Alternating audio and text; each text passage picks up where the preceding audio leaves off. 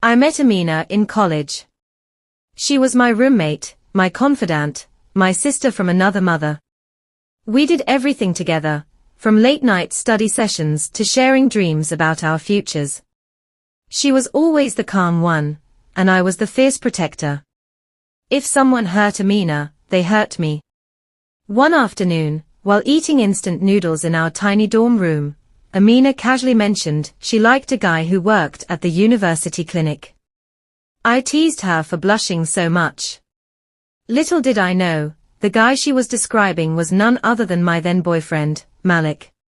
Malik and I were the ideal couple. He was smart, charming, and respectful.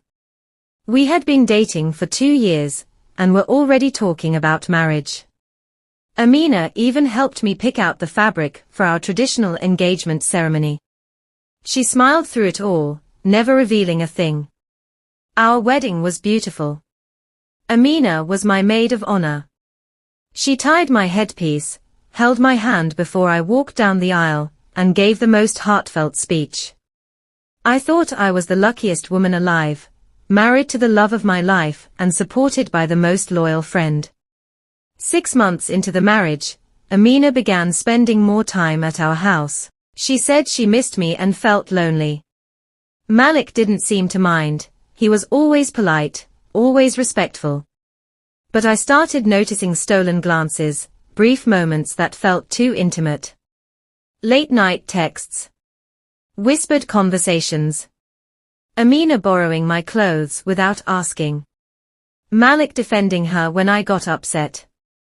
"She's like your sister," he'd say. "She means no harm."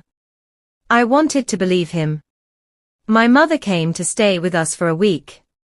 She watched closely, quietly. One evening she pulled me aside and said, "There's something strange about the way Amina looks at Malik. Watch carefully, my daughter." I started paying attention. And what I saw broke me. The giggles. The way Malik touched her back gently as she passed. The unspoken electricity. But there was no hard evidence, just gut feelings and cold dread. I came home early from work and found them laughing in the kitchen. The way they froze when they saw me said it all. Something had happened, maybe not physically, but emotionally. I knew I had lost them both. I confronted Amina first. She cried. She said she never meant to fall in love with Malik, that she had loved him even before I did but buried her feelings. I screamed, I cried, I threw her out. But the damage had been done. Malik admitted it. He told me he had developed feelings for her over time. That he was torn. That he loved me, but couldn't ignore what he felt for Amina. That he was considering taking a second wife. In a cruel twist of fate, Malik asked for my permission to marry Amina. He said he didn't want to lose either of us. That he believed it was possible to love 2 women. I laughed. I cried. I didn't answer. A few months later, they got married. Amina wore a soft pink lace gown. Malik looked just as he had on our wedding day. I didn't attend. I couldn't, but I watched the pictures circulate through family chats. I moved out. Got my own place. Cut off contact. Everyone had an opinion, some blamed Amina, others blamed Malik. Some blamed me for not being understanding. I chose silence over screaming. Therapy became my refuge. I learned that betrayal doesn't define me. That healing is ugly and slow. That anger and grief come in waves. But so does strength. She called. She said she missed me. That being a second wife wasn't what she imagined. That she never meant to hurt me. I listened, but said nothing. Some apologies come too late. He sent me a message.